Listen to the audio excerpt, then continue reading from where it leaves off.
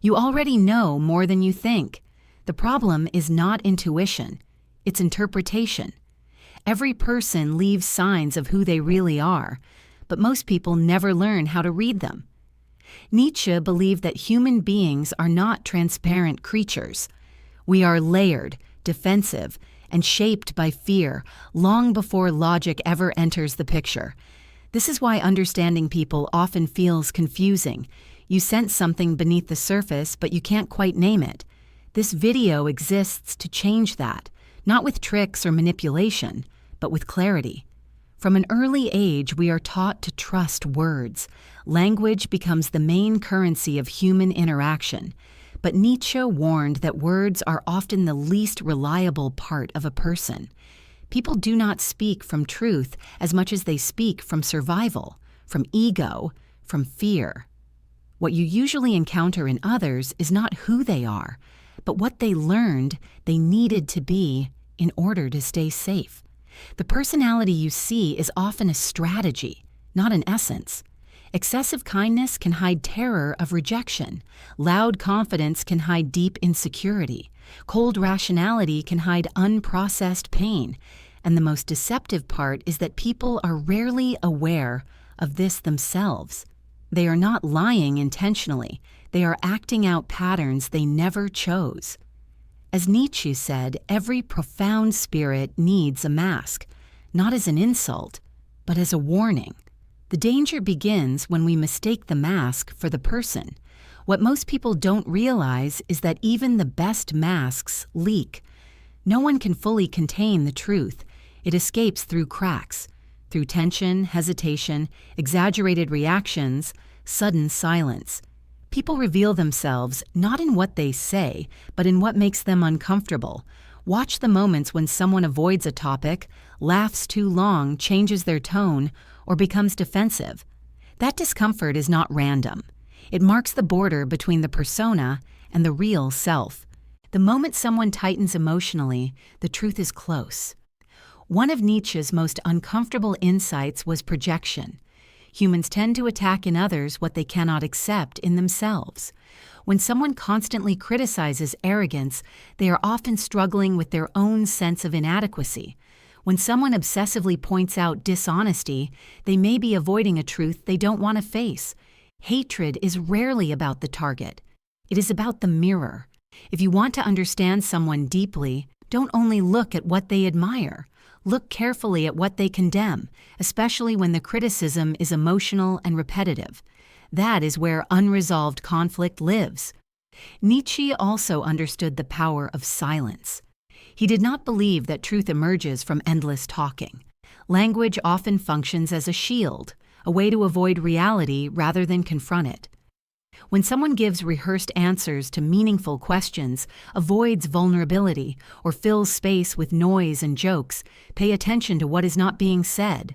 Silence, avoidance, and emotional flatness often reveal more than speech ever could.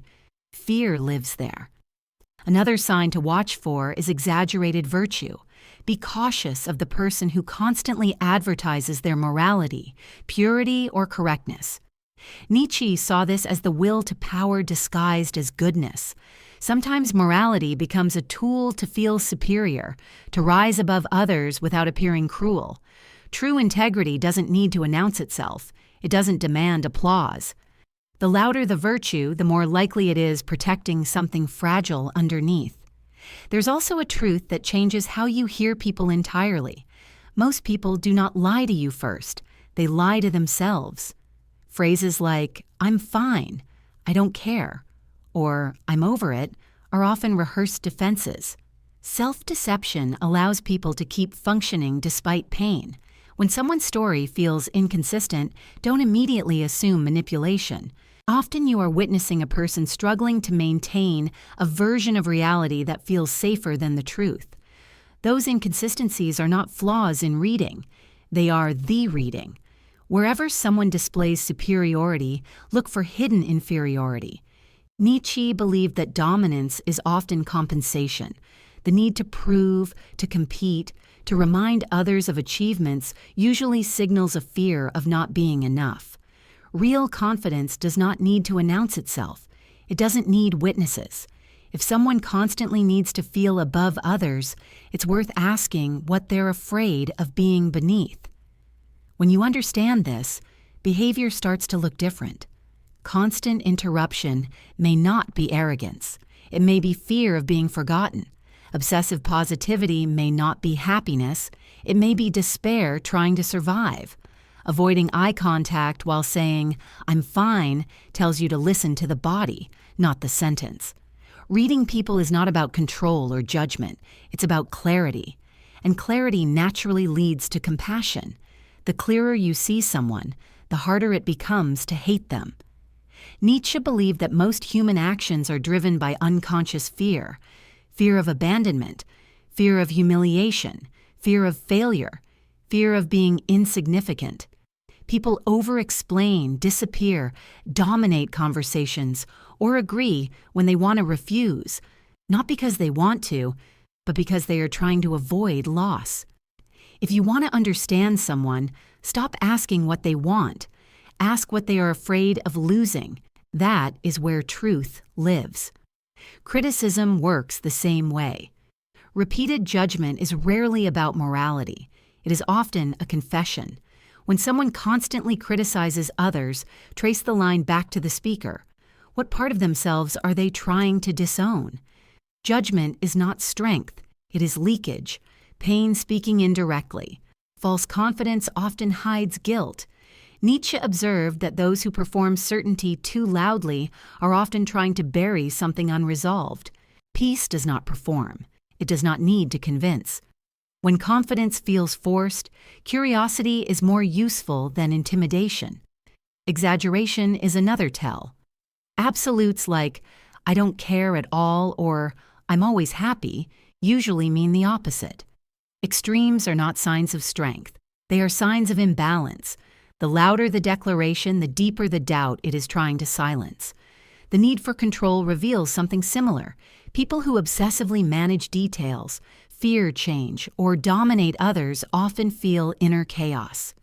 When the inner world feels unstable, the outer world must be tightly controlled. The stricter the shell, the more fragile the core. In the modern world, performance has replaced identity. Endless visibility, constant self-presentation, and the hunger to be seen are often misread as confidence. Nietzsche saw this as desperation. The person who knows themselves does not need to perform. Noise is often a substitute for self-worth. At the deepest level, Nietzsche believed that people do not speak from logic. They speak from pain. Opinions are emotional wounds dressed as beliefs. To understand someone's worldview, ask what hurt them, what they fear repeating, and what they never want to feel again. Arguments are rarely attacks. They are shields. True character reveals itself in how someone treats weakness. Not power, not success, weakness. Compassion requires inner strength.